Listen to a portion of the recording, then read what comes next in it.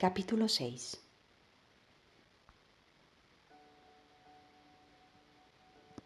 He de confesar algo. De pequeño, cuando tenía 3 o 4 años, puede que fuera un monstruo. Eras un pequeño monster, me dijeron algunas de mis tías, una vez alcanzada la edad adulta, cuando ya se podían rememorar mis terribles travesuras infantiles con irónico buen humor. Pero la verdad es que yo no recuerdo haber sido un monstruo, simplemente me gustaba ir a mi aire.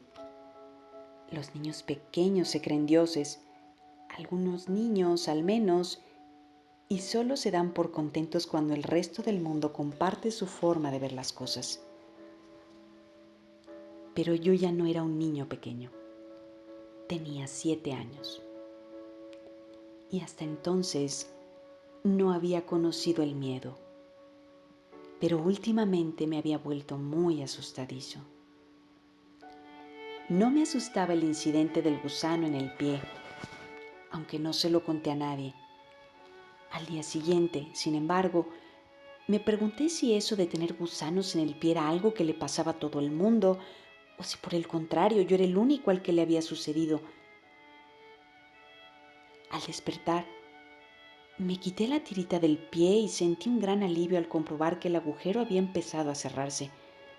Había un puntito rosa donde antes estaba el agujero, como un coágulo de sangre, pero nada más. Bajé a la cocina para desayunar. Mi madre parecía muy contenta. Buenas noticias, cariño. He encontrado trabajo. Necesitan a alguien para graduar la vista en la óptica Deacons y quieren que empiece esta misma tarde. Voy a trabajar ahí 4 días a la semana. A mí no me importaba. Y bueno, también te tengo otra buena noticia. Va a venir una persona a cuidaros mientras yo esté trabajando. Se llama Úrsula. Se instalará en tu antigua habitación al final de la escalera. Va a ser una especie de gobernanta. Se asegurará de que comáis como es debido y limpiará la casa. La señora Wallery no anda bien con la cadera y me ha dicho que no podrá volver hasta dentro de unas semanas. Me quedaré mucho más tranquila sabiendo que hay alguien aquí cuando papá y yo estamos trabajando. Pero no tienes dinero para pagarle, le dije. Dijiste que no tenías dinero. Por eso mismo he aceptado el trabajo en la óptica, replicó. Úrsula cuidará de vosotros a cambio de alojamiento y comida. Se ha tenido que trasladar aquí temporalmente. Va a estar unos meses nada más. Me llamó por teléfono esta mañana. Sus referencias son impecables. Confié en que fuera una mujer agradable. La gobernanta que habíamos tenido 6 meses antes, Gertrudis, no lo era ni mucho menos. Disfrutaba gastándonos bromas pesadas a mi hermana y a mí. Nos hacía la cama al revés, por ejemplo, algo que le resultaba muy frustrante. Habíamos acabado manifestándonos en el jardín con pancartas que decían: odiamos a Gertrudis y no nos gusta como guisa, y metiéndole ranitas en la cama, y al final se había vuelto a Suecia. Cogí un libro y salí al jardín. Era un cálido día de primavera y hacía sol. Subí por la escalera de cuerda hasta la rama más baja de la enorme haya. Me senté y me puse a leer. Cuando leía, nada me daba miedo. Estaba muy lejos, en el antiguo Egipto, descubriendo quién era Hathor y leyendo cómo había acechado Egipto bajo la forma de una leona. Había matado a tanta gente que las arenas de Egipto se tiñeron de rojo, y para derrotarla tuvieron que darle de beber una mezcla de cerveza, miel y somníferos que tiñeron de rojo para que pareciera sangre, y Hathor lo bebió y se quedó dormida. Después de aquello, Ra, el padre de los dioses, la transformó en la diosa del amor, de modo que las heridas que había infligido a la gente ya solo serían heridas del corazón. Me pregunté por qué habrían hecho eso los dioses. ¿Por qué no la habían matado sin más cuando se presentó la ocasión? Me encantaban los mitos. No eran historias para adultos ni tampoco para niños. eran mucho mejor que eso. Simplemente eran. Las historias para adultos no tenían ningún sentido y tardaban mucho en arrancar. Me hacían pensar que los adultos guardaban muchos secretos, secretos masónicos y míticos.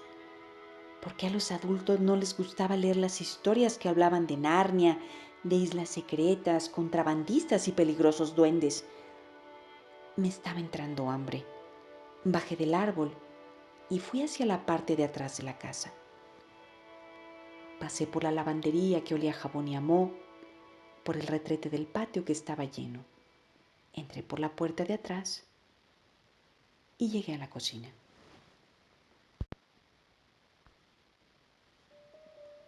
Ahí encontré a mi madre con una mujer a la que nunca había visto. Cuando la vi, me dolió el corazón. Lo digo en sentido literal, no metafórico. Sentí una punzada en el pecho, un dolor fugaz que enseguida cesó. Mi hermana estaba sentada a la mesa de la cocina, comiéndose unos cereales. La mujer era muy guapa. Su cabello tenía el color de la miel y era más o menos corto. Tenía los ojos muy grandes y de color azul grisáceo y llevaba los labios pintados de rosa pálido. Era alta, incluso para ser una adulta. Cielo, esta es Úrsula Monckton, dijo mi madre. Yo me limité a mirarla en silencio. Mi madre me dio un codazo. Hola, saludé. Es tímido, dijo Úrsula Monckton. Estoy segura de que en cuanto coja un poco de confianza seremos buenos amigos. Úrsula alargó una mano y acarició el cabello castaño claro de mi hermana. Esta sonrió mostrando sus mellas. Me caes muy bien, dijo mi hermana. Y a continuación, dirigiéndose a mí y a mi madre, añadió: de mayor quiero ser Úrsula Monckton. Mi madre y Úrsula se echaron a reír. Eres un encanto, dijo Úrsula, y luego se volvió hacia mí. ¿Y tú y yo, qué? ¿Somos amigos también? Yo me limité a mirarla. Tan alta y tan rubia con su falda rosa y gris, me hizo sentir miedo. Su ropa no estaba andrajosa, era solo el corte de la falda, supongo.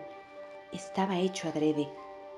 Pero cuando la miré me imaginé su falda ondeando al viento, aunque en la cocina no soplaba el viento, flameando como la vela mayor de un barco, en medio de un océano solitario bajo un cielo naranja. No recuerdo qué fue lo que respondí, ni siquiera recuerdo si llegué a responder. Pero salí de aquella cocina, aunque seguía teniendo hambre sin coger siquiera una manzana. Me fui con mi libro al jardín de atrás, bajo la terraza, junto al parterre que había bajo la ventana de la salita donde veíamos la televisión, y me puse a leer, olvidándome del hambre en un Egipto poblado por dioses con cabezas de animales que se mataban unos a otros para después resucitarse. Mi hermana salió al jardín. Pues me cae muy bien, dijo. Ya es mi amiga. ¿Quieres ver lo que me ha regalado? Mi hermana sacó un pequeño monedero gris, como el que llevaba mi madre en el bolso, con un cierre metálico en forma de mariposa. Parecía de cuero. Me pregunté si sería piel de ratón. Abrió el monedero, metió los dedos dentro y sacó una moneda grande y plateada, media corona. ¡Mira!, exclamó. ¡Mira lo que me ha regalado!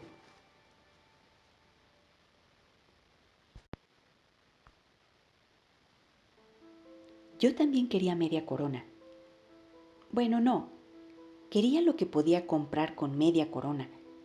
Trucos de magia y artículos de broma y libros y tantas cosas.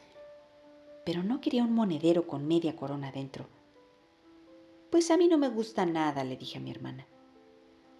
Eso solo lo dices porque yo la he visto primero, dijo ella.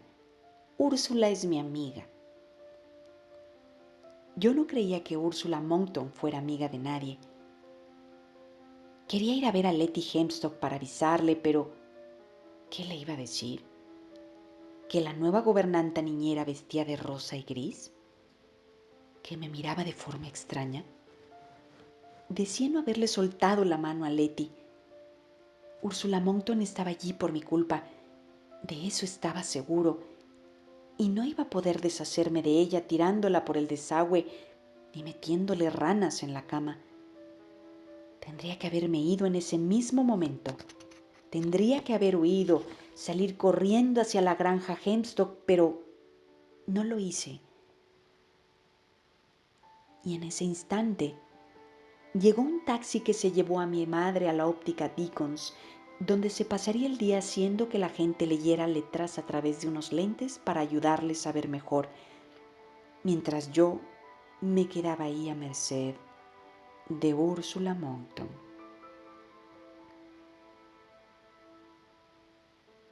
Salió al jardín con una bandeja de sándwiches. «He estado hablando con vuestra madre», dijo sonriendo con dulzura, «y mientras yo esté aquí, tendréis que limitar vuestras excursiones. Podéis ir a cualquier parte de la casa o el jardín, o si queréis, os puedo acompañar a casa de algún amigo, pero no podéis salir de la parcela y deambular por ahí». «Entendido», dijo mi hermana. Yo no dije nada. Mi hermana se comió un sándwich de mantequilla de cacahuate. Yo estaba muerto de hambre. Me pregunté si sería peligroso comerse uno de sus sándwiches. No estaba seguro. Tenía miedo de que al comerme uno, la tripa se me llenara de gusanos que se retorcerían dentro de mí y colonizarían todo mi cuerpo y al final atravesarían mi piel. Volví a entrar en la casa. Abrí la puerta de la cocina. Úrsula no estaba ahí. Me llené de fruta los bolsillos, manzanas, naranjas y unas peras marrones y duras. Cogí 3 plátanos. Los escondí debajo de mi jersey y salí corriendo hacia mi laboratorio. Mi laboratorio, así era como yo lo llamaba. Era un cobertizo pintado de verde que estaba en el extremo más alejado de la casa, pegado a la pared del viejo y enorme garage. Al lado había una higuera. Aunque nunca habíamos probado esos higos porque no llegaban a madurar, solo habíamos visto sus inmensas hojas y los frutos verdes. Decía que el cobertizo era mi laboratorio porque ahí era donde guardaba mi juego de química. Un juego de química, el consabido regalo de cumpleaños que mi padre había desterrado de la casa después de un experimento que hice en un tubo de ensayo que explotó. Había mezclado a voleo varias cosas y las había calentado hasta que empezaron a desbordarse y se volvieron negras, despidiendo un pestazo amoníaco que luego no había manera de eliminar. Mi padre me había dicho que no le importara que hiciera experimentos, aunque ninguno de los dos sabíamos qué clase de experimento era ese, pero daba igual. A mi madre también le habían regalado juegos de química de pequeña y ¿ves qué bien le han venido? Pero prefería que los hiciera fuera del alcance de su nariz, claro. Me comí un plátano y una pera, y luego escondí el resto de la fruta bajo la mesa de madera.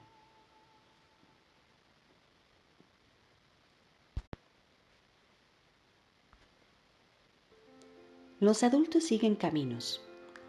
Los niños exploran. A los adultos les gusta recorrer siempre el mismo camino, cientos de veces o miles. Puede que nunca se les ocurra salirse de su ruta, arrastrarse bajo los rododendros, encontrar huecos en las vallas.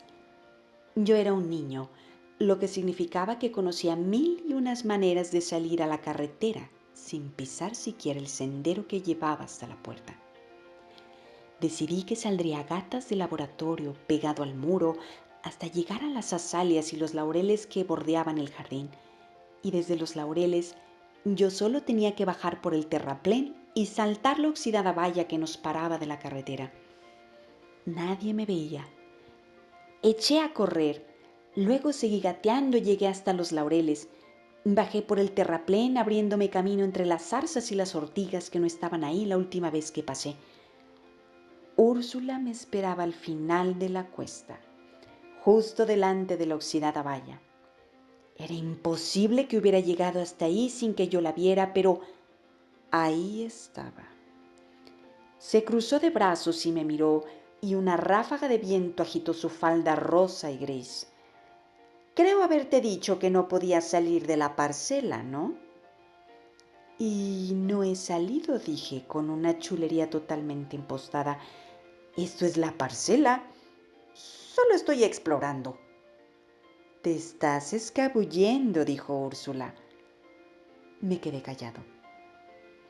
Creo que deberías irte a tu habitación, así sabré dónde estás. Es la hora de la siesta, además. Era demasiado mayor para echarme la siesta, pero sabía que era demasiado pequeño para discutir y en cualquier caso era demasiado pequeño para ganar la discusión. Vale, dijo. Nada de vale, debes decir sí, señorita Monckton, o sea, di sí, señora. Úrsula me miró con sus ojos de color azul grisáceo que me recordaron aquellos 2 agujeros en la lona y que en ese momento no me parecían bonitos en absoluto. Sí, señora, dije, odiándome por ello. Subimos la cuesta juntos. Tus padres ya no se pueden permitir algo como esto, dijo Úrsula, y no se pueden permitir lo que cuesta mantenerlo. No tardarán en darse cuenta de que la única manera de resolver sus problemas financieros es vender a una inmobiliaria la casa y la parcela. Después todo esto, y esto, incluía las zarzas y la maleza que había más allá del jardín. Serán una docena de casas idénticas con jardín. Si tienes suerte, acabarás viviendo en una de ellas. Y si no, tendrás que conformarte con envidiar a la gente que vive en ellas. ¿Te gustaría eso? A mí me encantaba aquella casa y el jardín. Me encantaba ese aspecto un poco destartalado que tenía y todos aquellos rincones y recovecos.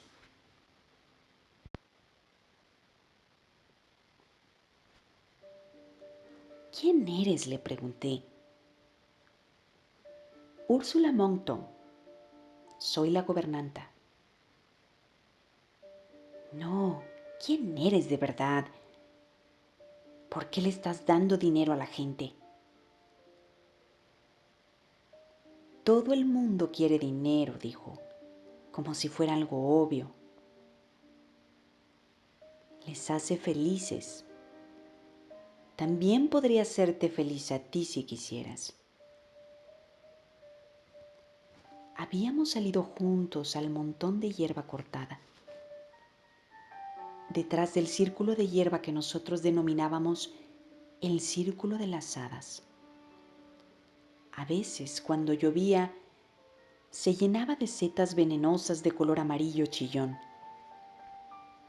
Vamos, dijo, vete a tu habitación. Eché a correr. Atravesé corriendo lo más deprisa que pude el círculo de las hadas, el prado. Pasé a toda velocidad por delante de los rosales, la carbonera, y entré en la casa.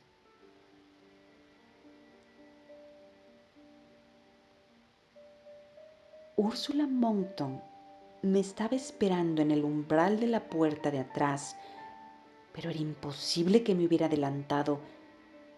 Su peinado estaba impecable y parecía que se acababa de retocar los labios. He estado dentro de ti, me dijo, así que te voy a dar un consejo. Si vas por ahí contando todo esto, nadie te va a creer. Y como he estado dentro de ti, me enteraré.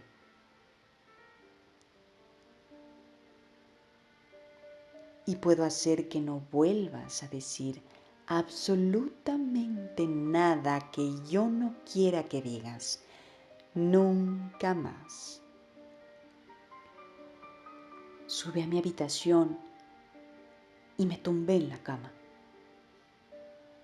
Me dolía la planta del pie en el punto donde había estado el agujero y me volvía a doler el pecho también. Me evadí mentalmente, enfrascándome en la lectura de un libro. Así era como me escapaba cuando la vida real se me hacía muy cuesta arriba o demasiado inflexible. Saqué unos cuantos libros viejos de mi madre de cuando era niña y me puse a leer las aventuras de unas colegialas de los años 30 y 40. En sus aventuras tenían que vérselas con contrabandistas, espías, quintacolumnistas o lo que fueran, y las chicas eran siempre muy valientes. Creo que yo no era muy valiente y no tenía ni idea de qué podía hacer.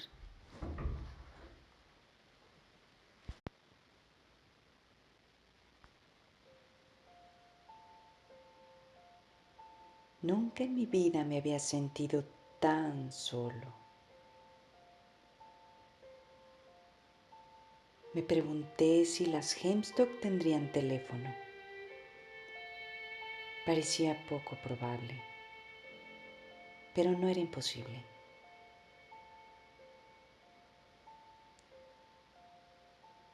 Quizá fue la señora Hemstock quien avisó a la policía de la presencia del mini abandonado.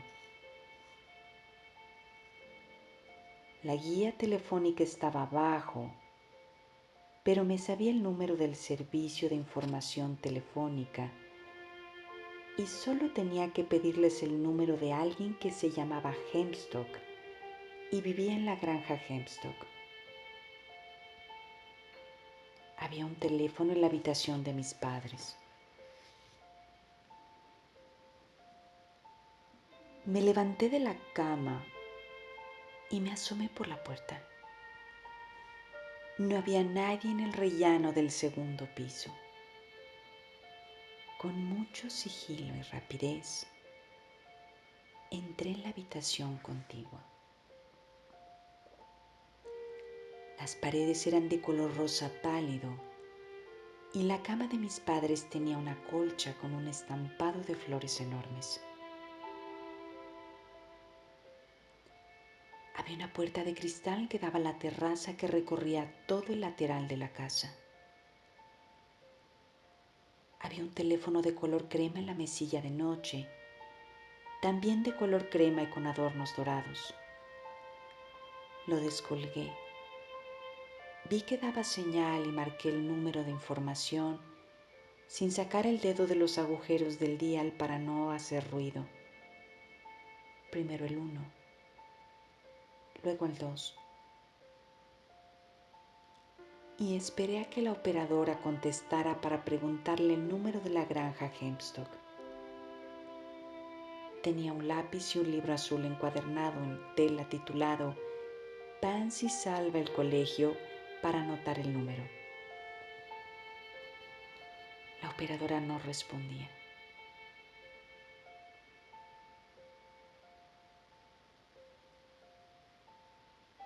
Seguí escuchando el tono de llamada y por encima oí la voz de Úrsula Monckton diciendo: a un niño bien educado no se le pasaría por la cabeza llamar por teléfono a escondidas, ¿verdad? No dije nada, aunque estoy seguro de que podía oírme respirar. Colgué el teléfono y regresé a la habitación que compartía con mi hermana. Me senté en mi cama y me quedé mirando por la ventana. Mi cama estaba completamente pegada a la pared, justo debajo de la ventana.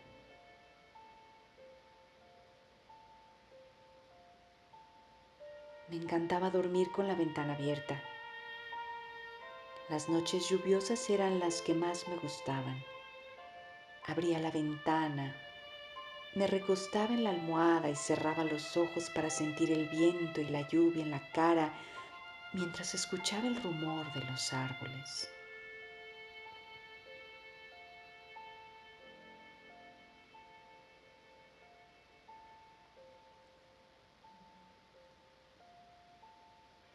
Algunas gotas de lluvia caían directamente en mi cara si tenía suerte, y yo imaginaba que surcaba el océano en mi barco mecido por las olas.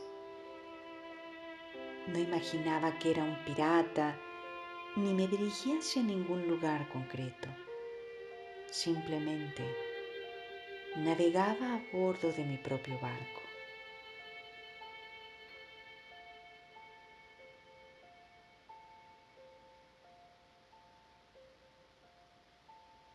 Pero ahora no estaba lloviendo y no era de noche. Lo único que veía desde mi ventana eran los árboles, las nubes y la línea púrpura del lejano horizonte.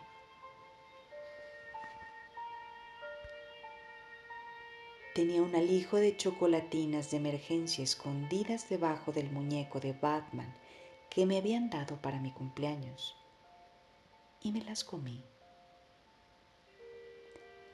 Y mientras comía, me puse a pensar en el momento en que había soltado la mano de Letty Hempstock para coger aquella pelota de trapos putrefactos, y recordé el punzante dolor en el pie que había sentido a continuación.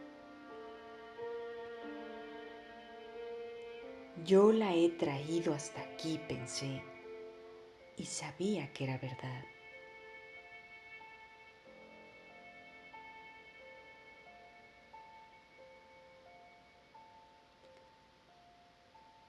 Úrsula Monkton no era real. Era una máscara de cartón tras la cual se ocultaba aquella cosa que se había metido dentro de mí en forma de gusano. Aquella cosa que flameaba al viento en mitad del campo bajo el cielo naranja.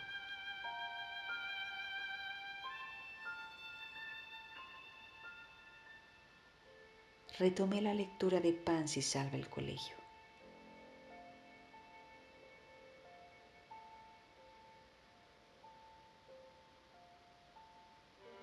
Unos espías, profesores del colegio que se ocupaban además del suministro de verduras, estaban pasando al enemigo los planos de la base aérea contigua a la escuela.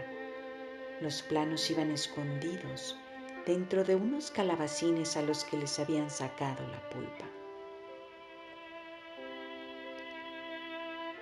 «Cielo santo», exclamó el inspector Davidson de la célebre brigada de contrabandistas y espías secretos de Scotland Yard.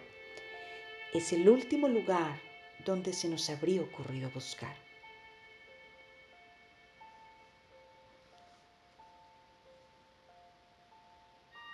«Creo que te debemos una disculpa, Pansy», dijo la severa directora, con una sonrisa inusitadamente cálida y un brillo en los ojos que le indujo a pensar que quizás la habían juzgado mal a lo largo del curso.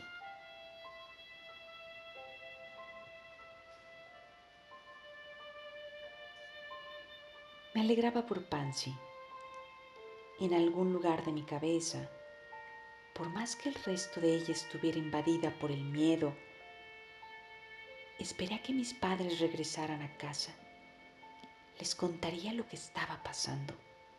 Se los contaría todo. Y creo que ellos, finalmente, me creerían.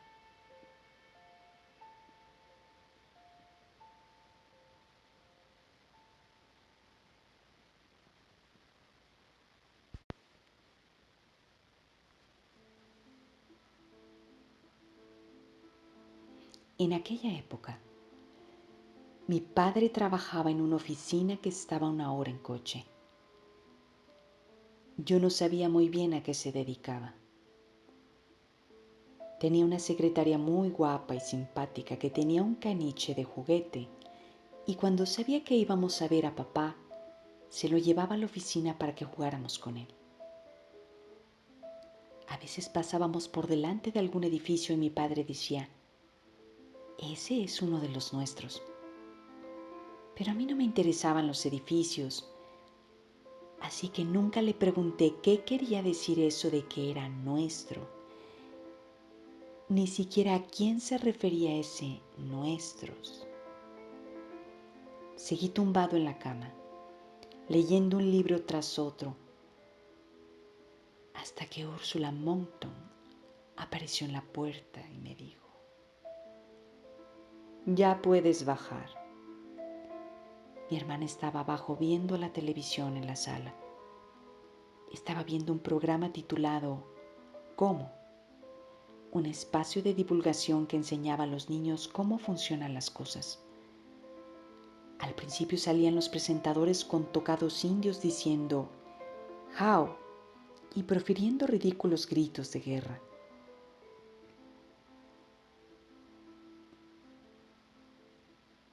Yo quería cambiar a la BBC, pero mi hermana me miró con aire triunfal y dijo: «Úrsula dice que puedo ver lo que yo quiera y que tú no puedes cambiar de canal». Me quedé ahí sentado un rato, viendo a un hombre con bigote que enseñaba a todos los niños de Inglaterra cómo colocar una mosca en un sedal. «Es mala». Pues a mí me cae muy bien y es muy guapa. Mi madre llegó 5 minutos más tarde. Nos saludó desde el pasillo y se fue directamente a la cocina para hablar con Úrsula. Luego regresó. «La cena estará lista en cuanto llegue papá. Lavaos las manos». Mi hermana fue arriba a lavarse las manos. «No me gusta nada», le dije a mi madre. «¿La vas a echar?». Mi madre suspiró. «Ah, no vais a empezar otra vez como con Gertrudis, cielo. Úrsula es una chica muy agradable. Es de muy buena familia.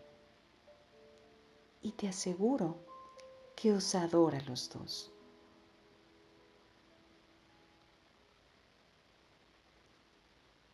Llegó mi padre y nos sentamos a cenar. Una espesa sopa de verduras, seguida de pollo asado, con patatas nuevas y guisantes congelados. Me encantaba todo lo que había en la mesa, pero no probé bocado. «Lo siento, no tengo hambre», me excusé. «No quiero ser acusica», dijo Úrsula Monckton, «pero alguien ha salido de su habitación con la cara y las manos manchadas de chocolate». «Preferiría que no comieras esas porquerías», gruñó mi padre. «No tiene ningún alimento. Es todo azúcar refinado. Te quita el apetito y además hace que te piquen los dientes», dijo mi madre. Tenía miedo de que me obligaran a comer, pero no lo hicieron.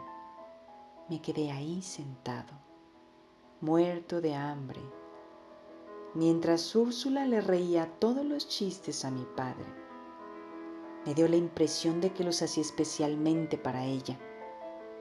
Después de cenar, nos sentamos todos a ver Misión Imposible. Normalmente me la pasaba muy bien con Misión Imposible, pero esa noche me puse muy nervioso, porque los personajes se pasaron todo el capítulo quitándose las caras para dejar al descubierto sus verdaderos rostros. Llevaban máscaras de goma y los que se escondían tras ellas eran los héroes. Pero, ¿qué pasaría si Úrsula se quitara la cara? ¿Cómo sería su verdadero rostro? Nos fuimos a la cama.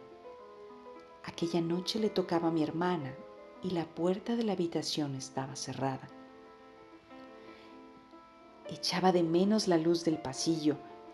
Me quedé tumbado en la cama con la ventana abierta, completamente despierto, escuchando los ruidos que hacía una casa vieja al final de una larga jornada, y pedí deseos con todas mis fuerzas, con la esperanza de que algún día se cumplieran.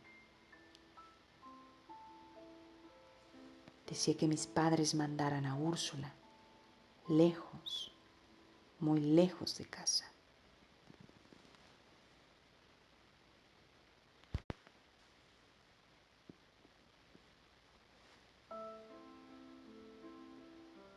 No podía dormir.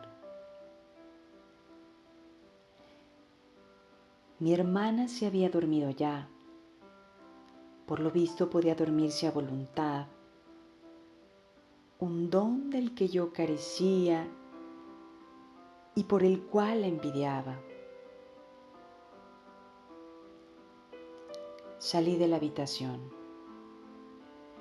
Me rodeé por la planta de arriba, escuchando el ruido de la televisión que venía de abajo. Luego, con los pies descalzos para no hacer ruido, bajé por las escaleras y me senté en el tercer escalón empezando por abajo. La puerta del cuarto de la tele estaba entornada y sabía que si bajaba otro escalón, el que estuviera en la salita podría verme. Así que me quedé ahí esperando. Podía oír las voces de la televisión, interrumpidas de vez en cuando por risas enlatadas. Luego, por encima del sonido de la televisión, oí a los adultos hablar. Úrsula Monckton dijo: ¿Su esposa sale todas las noches? Mi padre respondió: No, ha tenido que volver esta noche para repararlo de mañana. Pero a partir de mañana solo tendrá que ir una vez a la semana. Está recogiendo fondos para África en el salón municipal para excavar pozos y para anticonceptivos, creo. Vaya, dijo Úrsula, no creo que yo corra el riesgo de necesitar eso. Se rió. Era una risa aguda y cantarina, que sonaba simpática y sincera y no andrajos ondeando al viento, y luego dijo: estos diablillos. Un segundo después, se abrió la puerta de la salita de par en par, y Úrsula me miró fijamente desde el umbral. Se había retocado el maquillaje, sus labios rosa pálidos y sus largas pestañas. Vete a la cama, dijo, ahora mismo. Quiero hablar con mi padre, dije, sin la menor esperanza. Úrsula no dijo nada. Se limitó a sonreír, pero era una sonrisa fría, nada cariñosa, y volví a subir a mi habitación. Me metí en la cama y me quedé tumbado en la oscuridad hasta que me di por vencido y renuncié a dormir. Entonces, cuando ya no lo esperaba, el sueño me envolvió y me quedé dormido. Pero no descansé.